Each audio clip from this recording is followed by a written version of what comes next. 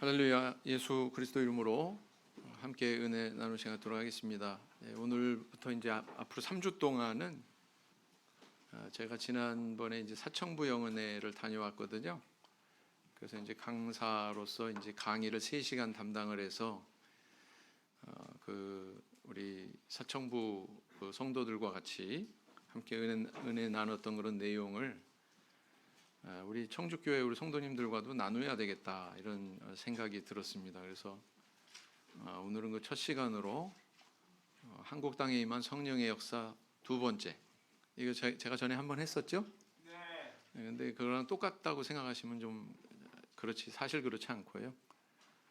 주로 이제 아주 초기 김천교회 주로 거기에 이제 초점을 맞춰서 다룰 거고요. 그다음에 이제 두 번째 시간으로 다음 주에는 한국 기독교 역사 속에서 발견이 되는 일반 개신교의 특징 이런 것들에 대해서 다루려고 하고요. 그다음에 이제 세 번째 시간에는 우리 것을 이번 시간에 알았고 다음 시간에는 다른 교회를 알 거고 그러면 이제 우리 미래가 제시가 되겠죠. 그래서 이제 두 가지를 종합해서 우리가 나가야 되는 방향이 어떤가 여기에 대해서 한번 생각해 보는 그런 세 번째 시간이 될 것 같습니다. 그래서 오늘은 그 첫 번째 시간으로 한국 땅에 임한 성령의 역사에 대해서 다시 한번 살펴보는 시간입니다. 자, 우리 먼저 우리 하나님 말씀 읽어보도록 하겠습니다. 시작.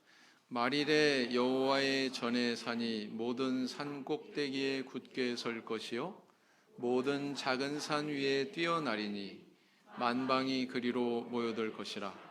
많은 백성이 가며 이르기를 오라 우리가 여호와의 산에 오르며 야곱의 하나님의 전에 이르자. 그가 그 도로 우리에게 가르치실 것이라. 우리가 그 길로 행하리라 하리니 이는 율법이 시온에서부터 나올 것이요 여호와의 말씀이 예루살렘에서부터 나올 것임이니라. 이거와 똑같은 구절이 미가서에도 또 있습니다. 4장 1절에서 2절 다시 또 읽겠습니다. 시작. 말일에 이르러는 여호와의 전의 산이 산들의 꼭대기에 굳게 서며 작은 산들 위에 뛰어나고 민족들이 그리로 몰려갈 것이라. 곧 많은 이방이 가며 이르기를 오라 우리가 여호와의 산에 올라가서 야곱의 하나님의 전에 이르자. 그가 그 도로 우리에게 가르치실 것이라. 우리가 그 길로 행하리라 하리니 이는 율법이 시온에서부터 나올 것이요 여호와의 말씀이 예루살렘에서부터 나올 것임이라. 이 말씀은 이사야서에 있는 말씀과 이렇게 동일하죠, 그죠?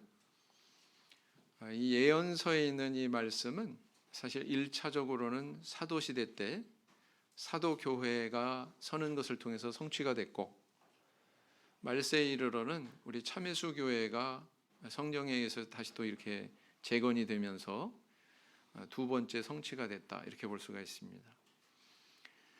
사도교회가 설 때에 우리 성경을 보면은 사도행전 2장에 하루에 3,000명이 세례 받았다고 그러고 그 다음에는 또 5,000명이 세례 받았다고 그러고, 그런데 절대수로 따지자면 수십만 이상 수백만은 됐을 유대인들의 그런 규모와 비교한다면 소수죠. 소수예요. 근데 그 사도 시대의 어떤 성립에 대해서 태동에 대해서 성경은 이렇게 예언하고 있다라는 것입니다. 이사야서뿐만 아니라 또 미가서에서도 이렇게 이거와는 또 다른 방향에서의 내용으로도 그 사도교회의 태동에 대해서 이렇게 이야기를 하고 있습니다. 예언을 하고 있습니다. 만약에 그렇다면 사도교회의 규모를 볼 때에 그렇게 작은 별로 두드러지지 않은 그런 규모임에도 불구하고 하나님의 온갖 관심이 다 이렇게 집중이 되어 있는 것처럼 그렇게 서술하고 있거든요. 이런 예언서의 말씀들은 오늘날에도 마찬가지다. 오늘날에도 참회수교회 전 세계적으로 63개국에 지금 한 65개국까지 늘어났습니다. 감사하죠? 그래서 한 60여만 명의 신도가 있는데 정말 지구상에 있는 전 인류를 놓고 볼 때는 정말 점 하나 정도밖에 안 되는 그런 규모지 않습니까? 그러나 우리 하나님의 온갖 관심이 있는, 모아져 있는 그런 교회다. 이 말씀이 또한 그런 사실을 우리에게 가르쳐준다, 이렇게 볼 수가 있습니다. 전에도 말씀드렸습니다만 우리 교회가 이 땅에 뿌리 내리기 170년 전에 천주교가 먼저 들어왔고요. 그 다음에 개신교가 70년 전에 먼저 들어왔습니다. 유럽이랑 비교를 해보면은요, 유럽 사람들은 2000년 동안 천주교예요. 천주교. 잘 바꿔요? 안 바꿔요? 안 바꿔요. 때로는 뭐 이슬람교도들이 칼 들고 쳐들어와서 그렇게 외압에 의해서 뭐 개종을 하고 이러는 경우는 있어도 뭐 스스로 자기들이 종교를 바꾸고 이런 경우는 거의 없거든요. 전 세계적으로 다 그렇습니다. 근데 참 우리나라는 독특해요. 성향이 좀 독특합니다. 우리나라는. 자, 이것이 바로 우리 최초로 세워진 김천 교동에 세워진 교회라고 그랬습니다. 사실 우리 배영도 장로님은 이때가 26, 7 아마 그럴 때예요. 굉장히 젊을 때죠. 일본에서 생활하다가 1948년에 이제 1945년에 해방이 되면서 한국에 불가피하게 정착하게 됐고, 선교하러 온 게 아닙니다. 선교하러 온 게 아니에요. 정착한 가운데 일본에서 만났었던 박창환 씨를 다시 제외하게 되고, 다른 교회 신앙, 장로교회 신앙을 가지고 있던 박창환 씨를 전도를 해가지고 우리 교회의 이 신앙을 받아들이게 했죠. 저 뒤에 있는 그 건물은 사실은 일제가 남기고 간 파출소 건물이었답니다. 저 빈 건물에서 박창환 씨는 사람들을 모아서 교회를 이끌었고, 그 교회를 개종시켜 가지고 통째로 넘어온 거죠. 저 중에 많은 분들이 성령 받고 우리 교회의 진리를 받아들이고 우리 교회로 들어오신 분들이었습니다. 뭐 저 가운데는 또 뭐 우리 맨 뒤에 왼쪽에 백인동 모친으로 알려져 있는 그런 분도 있고요. 아무튼 이 첫 번째 세워진 이 교회는 우리 순수한 참회수 교회 교인들로 구성된 교회가 아니었습니다. 개종교회였습니다.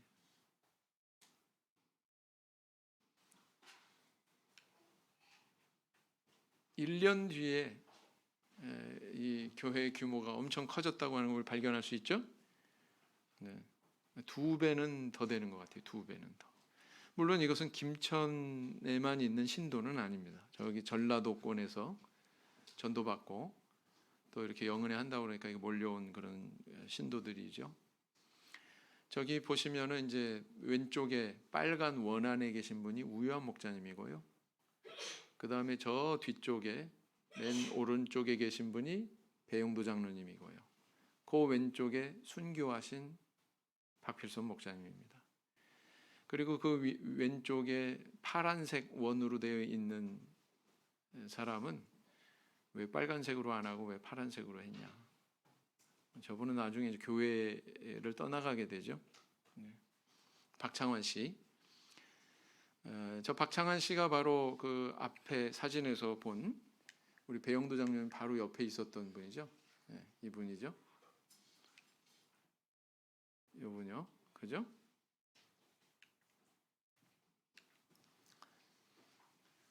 그 다음에 요 맨 앞에 또 빨간색 동그라미로 되어 있는 분은 누굴까요? 이때 어린아이인데 초등학교 몇 학년 정도 돼 보이는 그런 어린인데, 여기는 박필선 목사님의 장남 박정신이라고 하는 분입니다. 우리 배영도 장로님의 아드님이신 이제 배승진 장로님의 간증에 잠깐 나오죠? 기억나십니까? 열심히 안 들어서 잘 모르겠어요? 잊어버리셨어요? 이거는 이제 부산에 이제 과장 진급을 해서 세무 공무원으로 이제 발령이 나서 과장 진급을 한 상태에서 그 동료 직원들하고 찍은 사진입니다. 저기 단기로 그렇게 표기가 돼 있는데 저거를 서기로 환산을 하면 1950년 5월 21일인가 그래요. 한국 전쟁 발발 한 달 전. 한 달 전 사진입니다. 이분이 이제 그 6.25가 터진 그 난리통에 전라권에 복음을 전하겠다고 저 과장 자리를 마다하고 자전거를 타고서는 김천에서 뭐 거창으로 남원으로 서도까지 그렇게 가셨죠. 그런데 이제 거기서 51년입니다. 51년에 빨치산에 의해서 순교를 당하시죠. 이것은 이제 그 노적봉이라고 서도교회 뒤쪽에 가면 그 산이 있는데 거기에 세워진 순교 기념비입니다. 정보출판부 사역을 하면서 보람 있었던 것 중에 또 하나가 이게 이제 세워지는 일을 한 것이죠. 저 뒤에서 이제 그 많이 도와주신 분들이 계셨는데 남원교회 우리 성도님들 가셔가지고 저게 저렇게 세면 같은 것까지 다 비벼가지고 맨 처음에 가서는 그냥 세면 같은 걸 안 갖고 가서 그냥 이렇게 실리콘으로 대충 이렇게 해놨다가 나중에 가셔서 우리 이렇게 완료했습니다. 그래가지고 사진을 찍어가지고 보내주셨더라고요. 저곳이 많은 유골들이 발굴이 된 그 빈터예요.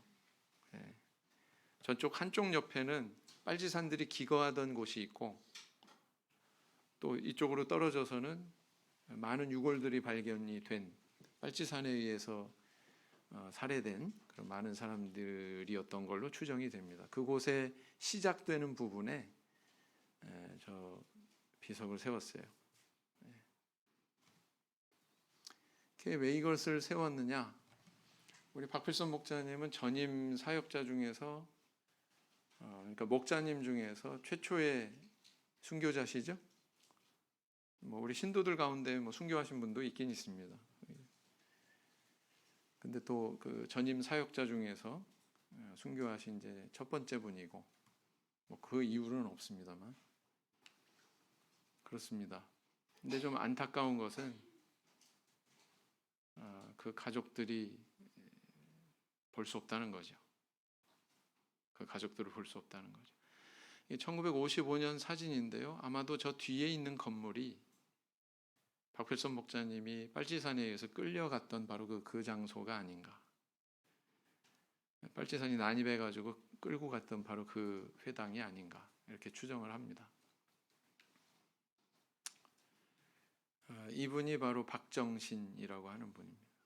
지금 80이 훌쩍 넘으셨고요.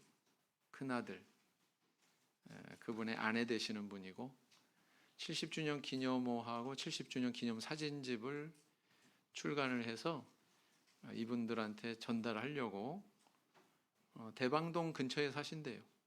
신길동 쪽에. 근데 교회는 안 나오셔요. 신앙을 잃어버리셨습니다. 초등학교 6학년 때 동갑내기 배승진 장로님하고 같이 성령까지는 받으셨습니다. 그러나 지금은 안 나오시죠. 이게 어떤 작은 불씨가 좀 됐으면 좋겠다.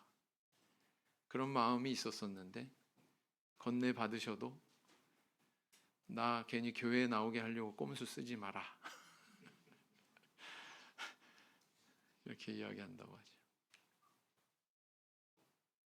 하죠. 이 여자분은 누구냐면은 그분의 막내 따님입니다. 1950년생. 아빠의 얼굴을 전혀 모르죠. 아버지가 51년에 순교하셨으니까 오빠들이 이러저러 했다. 그래서 이제 그런 이야기만 듣고는 아빠에 대한 기억은 전혀 없으십니다. 올해 이분도 이제 80이 훌쩍 넘으신 나이, 80이 아니고 70이 훌쩍 넘으신 나이죠. 우리 김디모데 목사님이 박필선 목사님하고 한 방에서 자기도 하고 왜냐하면 이제 박필선 목사님이 3개와 서두로 왔다 갔다 하셨잖아요. 그러다 보니까 이제 한 방에서 같이 자기도 하고 그래서 그 같은 방에서 잤던 분이 누구냐 궁금해 해가지고 제가 모시고 간 겁니다. 그럼 우리 교회와 어떻게 연결이 됐느냐?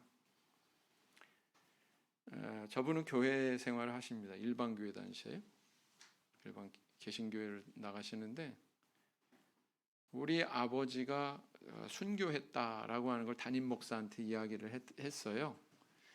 담임 목사는 그때 때마침 뭐라고 있었냐면은 한국 초기 기독교 역사에 대한 책을 저술을 하고 있었는데 본인이 목회하고 있는 교회의 신도가 아버지가 순교했다고 그러니까 그 순교사를 좀 조사를 해서 자기 책에다 기록하려고 그래서 이제 서도까지 찾아왔던 거예요. 거기서 이제 우리 교회 서도 장로님하고 연결이 되게 되고 그래서 이제 서로 알게 된 거죠. 뭐 이분은 뭐 우리 교회와 전혀 분리되어 있지는 않았었습니다. 옛날에 김천교회에서 교사 생활할 때 아니 김천교회가 아니라 김천시에서 교사 생활할 때 김천교회를 다니고 있는 한 교장 선생님 성함은 제가 정확하게 모르겠습니다. 그 교장 선생님 밑에서 교사 생활을 했기 때문에 참예수교회도 알고요. 아시는 분입니다. 그러나 지금 다른 교회 나가고 계시죠. 그래서 이제 이날 그 특별히 저희들이 찾아가서 아버님에 대한 여러 가지 자료도 전달해 드리고 그 다음에 이제 또 서도 와서 그 초기 역사 기념관 조성한 것을 초기 역사 전시실 조성한 것을 좀 보러 오겠노라고 올 때는 또 디모데 목사님하고 연락해서 같이 가시기로 약조도 하고 뭐 그렇습니다. 뭐 전화번호만 아는 것만 해도 얼마나 좋은 일이에요, 그죠? 이분은 그때 그 빨치산이 우리 교회 교인이 됐다, 뭐 이런 좀 헛소문을 들으셔가지고 그렇게 알고 계시더라고요. 그래서 그게 아니다. 또 이제 아버지에 대한 좀 왜곡된 정보도 있어서 디모데 목사님이 거기에 대해서 이제 교정하는 그런 내용도 전달해 주시고 뭐 이렇게 지금 좋은 관계로 만나고 있습니다. 기도해 주세요. 네. 저희가 서도교회입니다. 옛날 그 서도교회 자리의 서도교회는 아니고요. 여기서 한 몇백 미터 떨어진 곳에 옛날 그 서도교회 자리는 따로 있습니다. 저 옆에 왼쪽에 보면은 비스듬한 지붕으로 건물이 하나 새로 지어졌죠? 저게 초기 역사 교육관입니다. 초기 역사 교육관.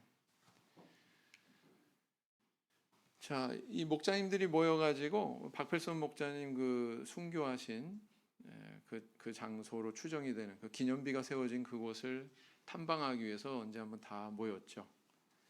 목자님들과 신학생들까지, 전도자 신학생들까지. 그래서 이제 출발하기 전에 기념사진 찍고 출발하는 모습입니다. 중간에 쉬면서 한 컷 찍었고요. 또 다른 분들 찍고요.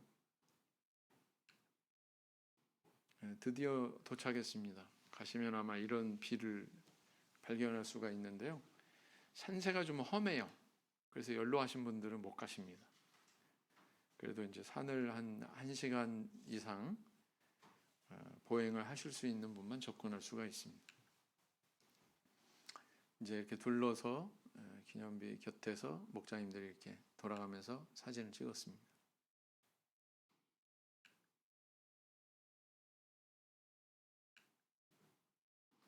그래서 서도 옆에 이제 이 그 교육관이 마련이 돼 있고요.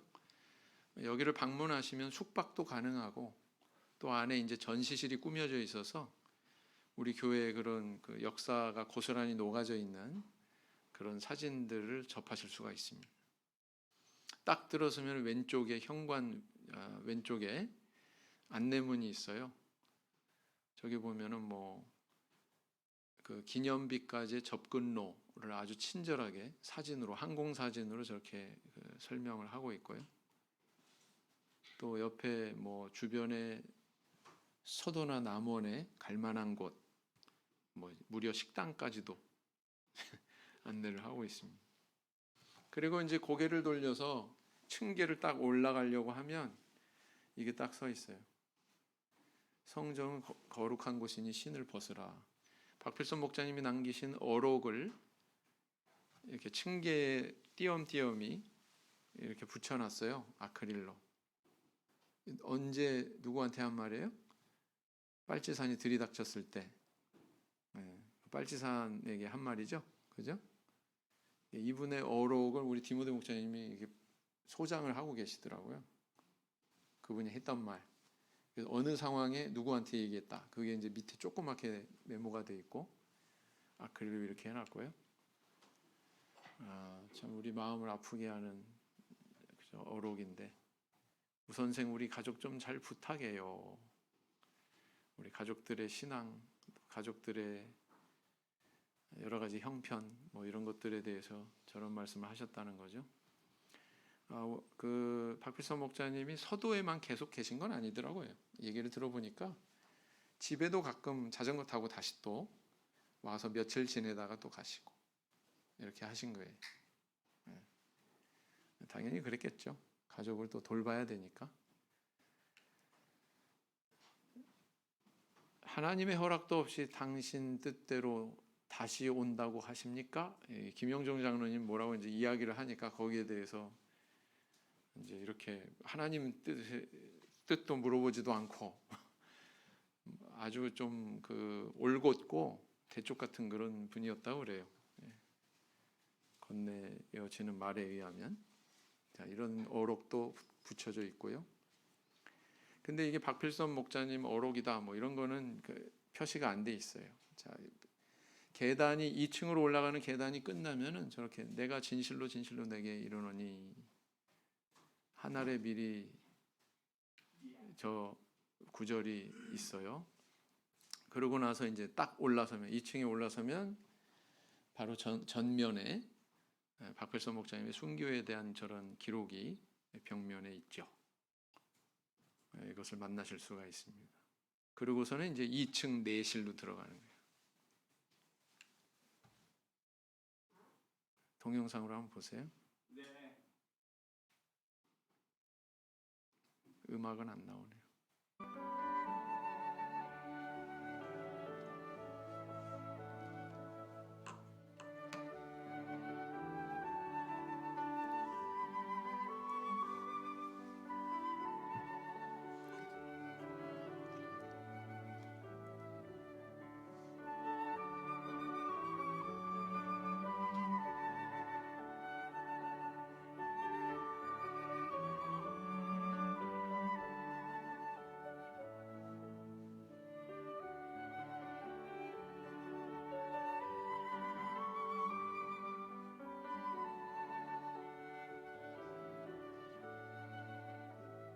저 벽면에도 어록이 있습니다.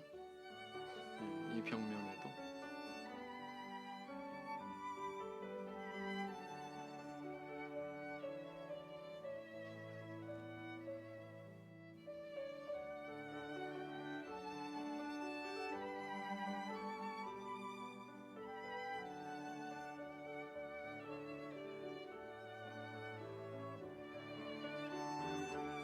저기 자전거에 풍선이 달려있죠. 굉장히 상징적인 의미죠. 박필선 목자님이 뭘로 이동하셨어요? 자전거로. 거기에 풍선을 달았어요. 그래서 저기다가 이제 방문하는 사람들이 박필선 목자님께 띄우는 어떤 편지 뭐 이런 걸 쓸 수 있는 거죠. 또 사진도 이렇게 찍을 수 있게 이런 것도 마련해 놨습니다. 포토 프린터. 이게 이제 내부 모습이고요. 이거 이렇게 장식하느냐고 우리 청주교회에서 두 분이 많이 애쓰셨죠. 전주교회에 또 우리 그 형제 한 분.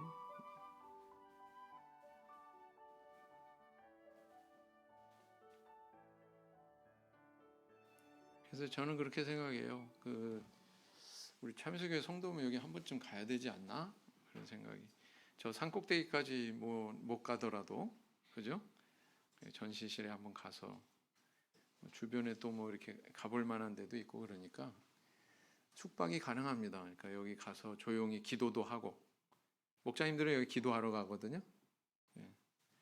기도소 옛날에 쌍치 기도소 있었는데 요즘에는 이제 서도로 공식 지정해가지고 지금 기도소로 운영을 하고 있습니다.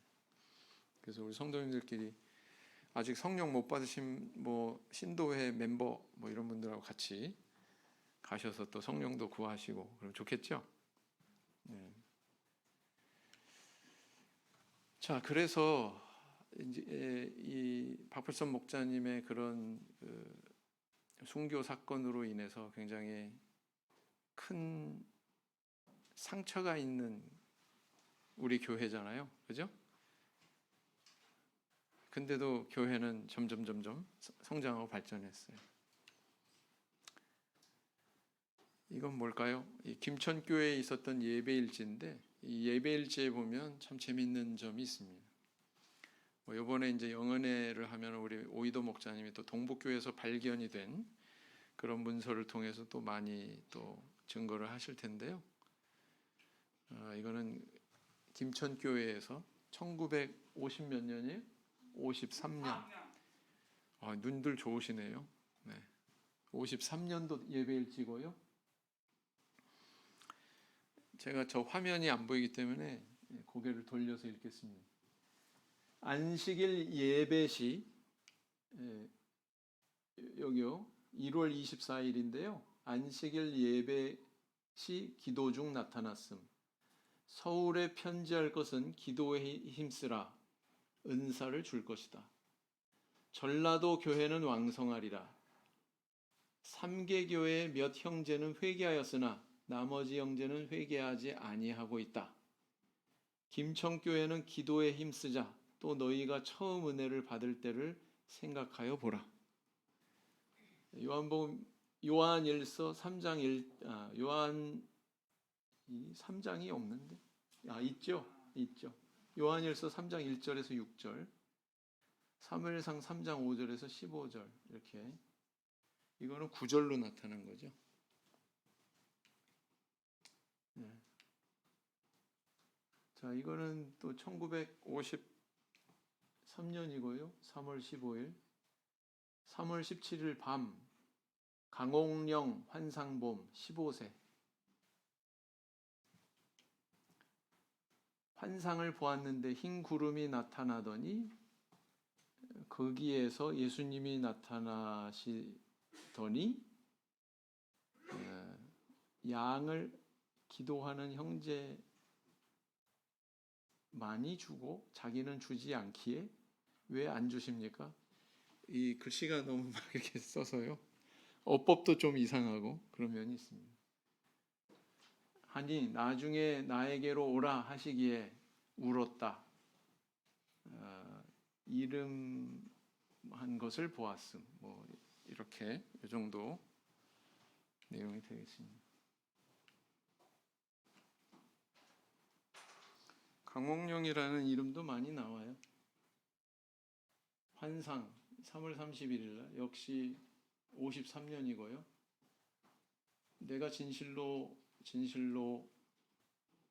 이게 뭔장가 보아노니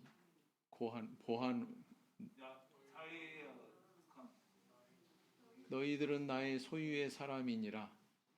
동산 위에 지팡이를 흔들어 시면서 신자에게 말씀하시는 것을 보았음. 강옥령 한시경 환상 보았음.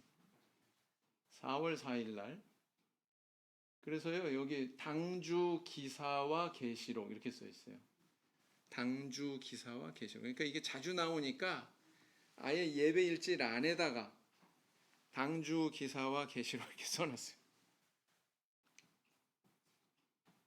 사탄이 틈타고 어쩌고 저쩌고 뭐 담대하라. 한 형제가 교회에 핍박을 드리고 있다. 뭐 교회에 불의 세례가 닥쳐오겠다. 이 시험은 뭐 몇 개월 동안 내 닥쳐오겠다. 교회가 왕성하리라. 김천교회가 왕성하리라. 그 다음에 이제 어린 형제를 통하여 이렇게 써 있어요. 어린 형제를 통해서 고린도전서 10장 8절 이렇게 나왔다. 강옥령 집에서 에베소 1장 7절 14절 이렇게 나와 있고요. 또 이렇게 여기도 이렇게 많이 나타났어요. 역시 53년 4월 13일이고요. 그러니까 불과 며칠 안에 빈번하게 일어났다는 얘기죠. 그죠? 네, 그걸 알 수가 있습니다.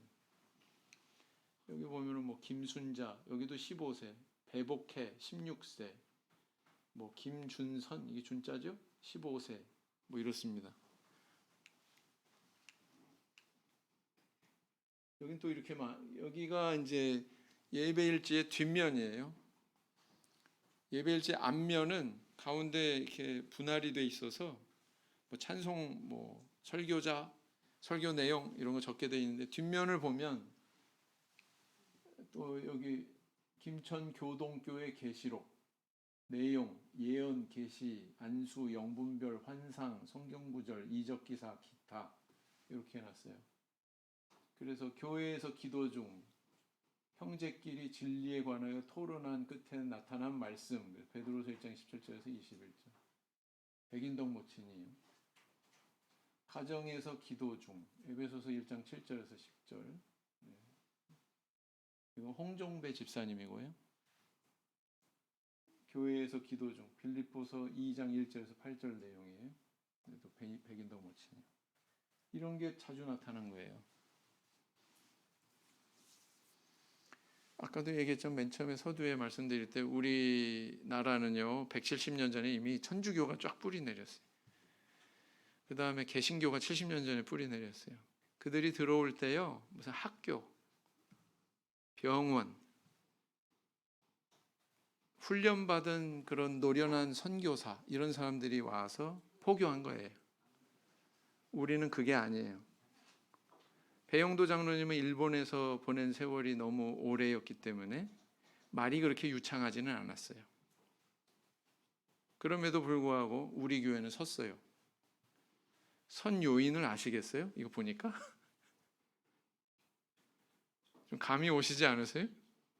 이거 하나님께서 계속 여기에 임재하셨구나. 여러 사람의 그런 입술을 통해서 계시의 내용이나 막 이런 것들을 전달하시면서 계속 이렇게 교회를 하나님께서 직접 일구셨구나. 알 수 있습니까? 없습니까? 있죠?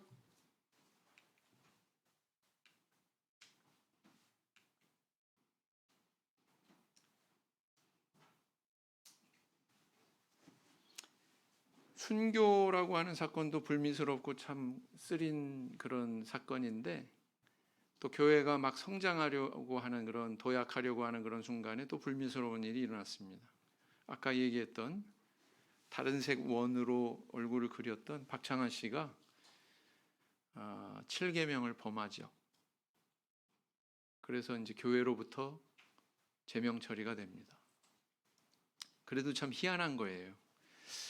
왜냐하면 박창환 씨는 그때 당시에 그 총회 오래된 서류를 보면 총회장으로서 대만에까지 그렇게 신고가 됐어요. 인적사항을 쫙 세밀하게 이렇게 써가지고 그걸 대만에 주고 받고 뭐 이렇게 공문이 왔다 갔다 한 그런 내용들이 있거든요. 그리고 이분이 상당히 그 재력의 은사가 있었습니다. 재물의 은사가 있어서 빵 공장을 했대요. 그래서 거기서 많은 이문을 남기니까 그걸로 이제 교회에서 충분하게 써도 뭐 아쉬울 게 없는. 근데 그런 분이 범죄를 한 거죠. 이게 예언으로 막 여기저기서 막 나타나기 시작했고 그분의 범죄에 대해서 그 다음에 실질적으로 그보다 훨씬 연상의 여인인 과부가 내가 첩이다 그러고 나타났답니다. 이 정도 일이 발생하면 교회가 어떻게 될까요? 상식적으로 생각하면 와해되는 게 맞죠? 그렇지 않습니까? 근데 우리 교회는 와해되지 않았어요. 오히려 이 일에 대해서 바르게 판단하는 영적인 정기가 있었습니다. 저는 항상 궁금한 게 그거였어요. 이 사람은 총회장이었다고 그러는데 어떻게 이런 사람을 내칠 수 있는 그런 어떤 영적인 정기가 어디에서 연유했지? 그런 사람이 구체적으로 누구였지? 또 그런 기구가 혹시 있었다면 어떤 기구를 통해서 그 일이 이루어졌지? 근데 이 예배 일지를 보니까 이게 딱 나온 거예요. 읽어드릴게요. 1955년 4월 30일의 일입니다. 이미 일은 벌어졌고 그때의 내용인데, 총회 집회 참가자 레천은 뭐냐면 김천에 왔다 이런 뜻이에요. 그러니까 김천에서 총회가 열렸어요. 대표 대회가 열렸어요. 안식일 예배 후 총회를 개시하였으나 박 장로임에 대한 일을 먼저 밝히고 깨끗이 한 뒤에 하게 되어서 그 문제에 대한 토의함. 5월 1일 그 다음 날이죠. 5월 1일 총회 계속된 박 장로 말씀, 홍 집사 말씀, 홍종배 집사님, 구 홍종배 집사님 말씀, 모든 형제들의 말씀 후 각 교회 대표자들만 남아서 토의 결정키로 함. 그러니까 대표 대회가 열린 거예요. 거기서 발언한 사람이 홍종배 집사, 그 다음에 또 여기 각 교회 대표들 이렇게 돼 있죠. 대표자회에서 결의한 결과 어떻게 됐느냐? 장로직을 박탈당하고 재복직까지는 단위에 못 서기로 됨 이렇게 돼 있어요. 이어 총회를 계속하다가 오후 7시쯤 휴회하고 8시쯤 우집사 택에서 우집사님 댁에서란 얘기죠. 회를 계속함. 12시쯤 또 휴회하고 이길 다음날 5월 2일이죠. 7시에 총회를 또 계속하여 9시에 총회를 마쳤음. 3일 동안 마라톤 회의 한 거죠. 네. 그래서 이렇게 나온 결과예요.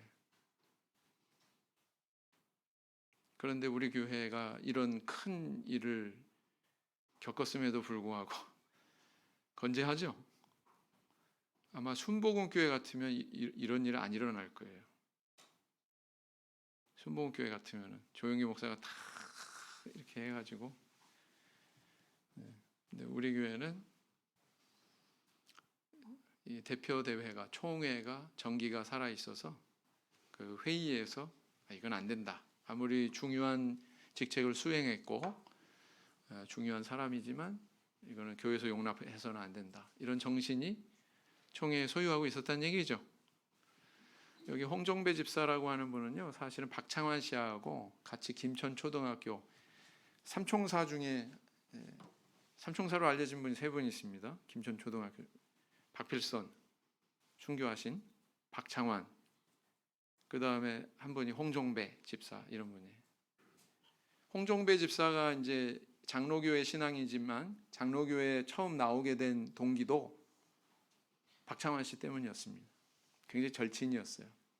근데 이제 이런 결정이 난 다음에 둘이서 만났습니다. 이 이야기는 제가 그 따님, 장녀인 따님한테 건네들은 얘기예요. 홍종배 집사님이 이제 박창환 씨한테 그랬다고 그래요. 내가 교회 밖에서는 자네 만나주겠네. 그러나 우리 교회 안에서는 절대로 자네를 용납할 수가 없네. 떠나주게. 그리고는 그날 저녁 때 집에 가서 대성통곡을 했답니다. 그래서 아무튼 이런 일이 발생했음에도 불구하고 우리 교회는 와해되지 않았어요. 정기가 살아 있었고요. 계속 승승장구했다는 사실입니다. 여러분, 우리가 성경을 살펴봐도 뭘 알 수 있습니까? 여러분, 예수님 제자 가룟 유다가 예수님을 배반했어요. 그리고 또 그 공동체 안에서 그 제자라고 하는 사람이 자살까지 하잖아요. 좋은 일이에요, 나쁜 일이에요? 그런데 초대교회 와해됐어요, 안 됐어요? 또 조금 있다 보면 아나니아와 삽비라 사건이 일어나죠? 네. 사도행전 5장에. 그래서 사람이 또 죽었어요, 둘이나 부부가. 그런데도 교회가 와해됐어요, 안 됐어요? 와해 안 됐어요. 오히려 교회 정기가 살아가지고 믿는 자들이 더 많아졌다고 이렇게 성경은 기록하고 있거든요. 우리 교회 똑같아요. 우리 교회 똑같다고요.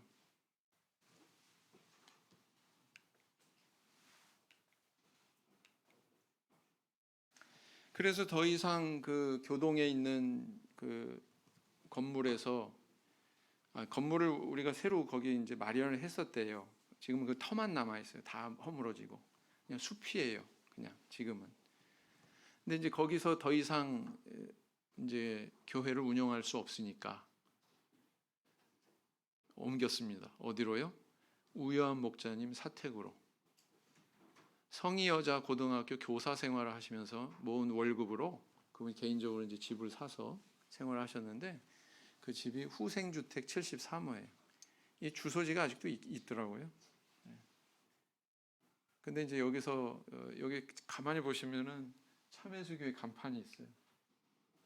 여기 가로 간판도 있고 여기 또 참회수교회 대한총회 사무소 이렇게 써놨습니다. 네.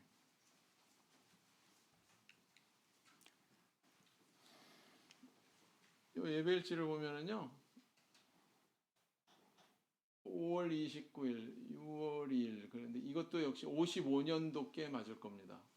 여기에는 이제 연도 표시가 안 돼 있는데 55년 5월 29일에 교회를 옮겼음 이렇게 써 있어요. 교동에서 평화동 후생주택 73호로 교회 간판과 교단을 옮김 이렇게까지 써 있습니다.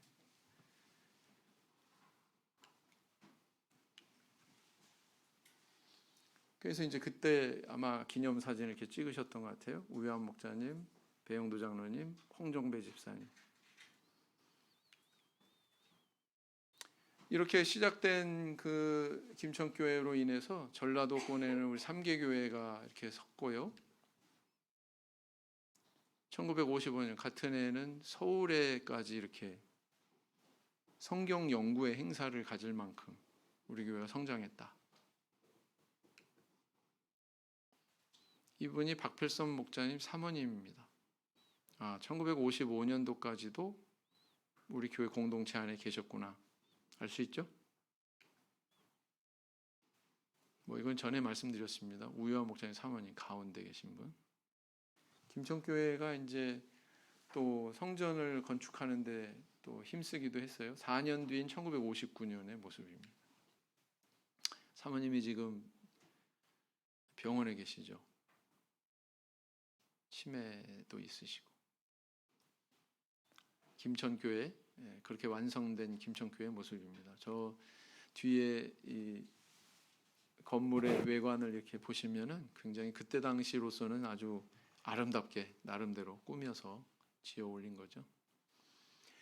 그 이후에 이제 그 교회에서 종교 교육의 어떤 교회 교육의 중요성을 깨닫고 이런 행사를 하기 시작했어요. 1965년 뭐 이때부터 교원 강습회, 저건 교사 세미나 뭐 이거죠. 오늘날로 얘기하면은 이런 행사를 하기 시작했습니다.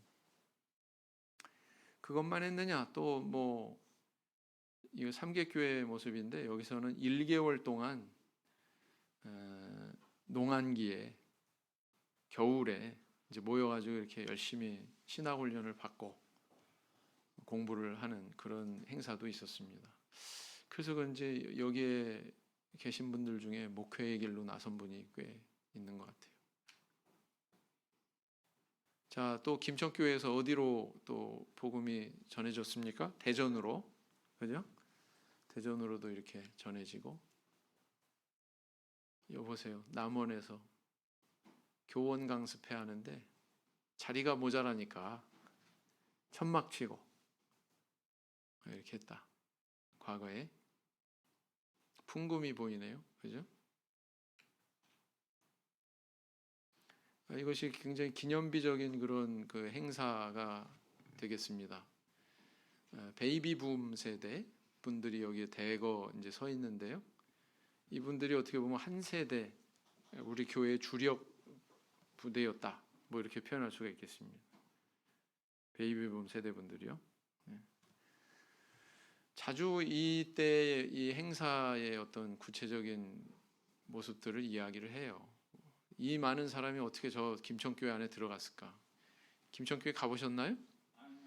지금 가면은요 이 인원의 절반도 들어가기 힘들다고 생각합니다. 저는. 근데 이 인원이 어떻게 저 안에 다 들어가서 행사를 했을까? 오규현 사모님은요 자리가 너무 좁아서 설교하시는 그 강의하시는 양요한 장로님의 바지 바로 밑에서 그렇게 강의를 들었다고 그래요. 저기 동그라미 원안에 계신 분이 양요한 장로님이죠. 어떻게 보면 우리 한국 교회가 이렇게 발전하는 데 있어서 대단히 큰 역할을 하신 분이 바로 저분입니다. 조금 확대돼서 보면 이렇습니다. 오른쪽 하단에 그 바로 오른쪽에 계신 분은 우리 변상원 형제님 아버님, 돌아가신 변 집사님. 이것도 또 기념비적인 또 행사죠. 남원에서 있었던 그 청년영은의 행사인데요. 저 뒤에 한번 보세요. 학생들이 얼마나 많습니까, 그죠? 또 2세대 분들이 또 이제 또 주력 부대 역할을 또 하죠. 전에 저 빨간 모자 쓰신 분이 누구라고 가르쳐 드렸죠? 윤덕도 목사님. 네, 이렇게.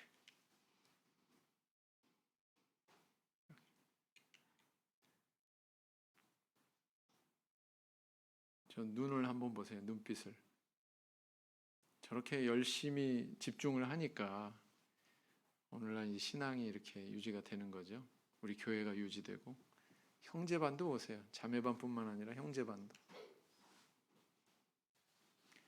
대방교회 뭐 중공검사도 떨어지지 않고 옛날에는 저렇게 막 들어가서 아마 예배가 가능했었던가 봐요.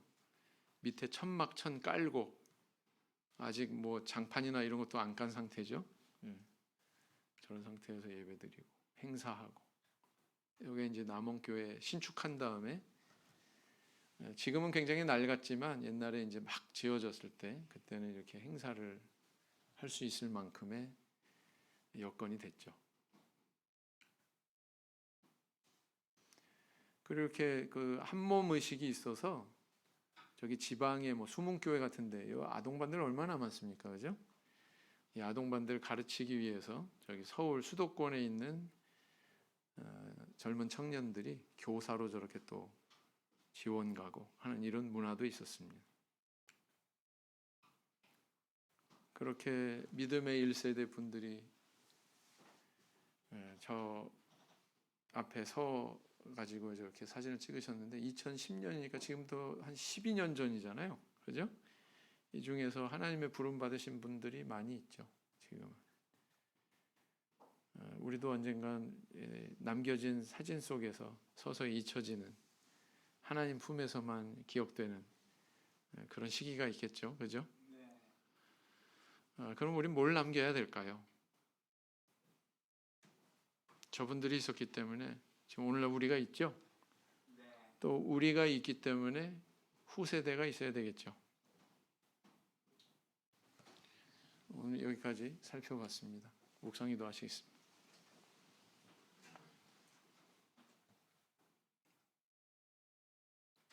아멘.